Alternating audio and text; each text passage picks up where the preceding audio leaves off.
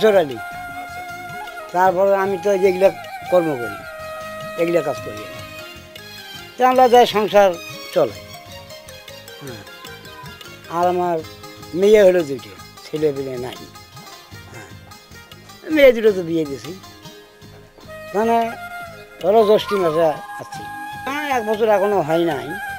আমাদের সব ঠিক আছে, আমাদের কোনো অসুবিধা নেই, হচ্ছে না। এখানে ওই যে এইবার বন্যা হয়ে গেল, তো বন্যার পানি তো ওঠেনি, ইনকাম তো চলে, আলাদা আছে, ইনকামও আছে।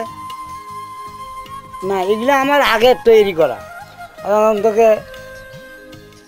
20-25 বছর আগ থেকে এগুলো আমি করি।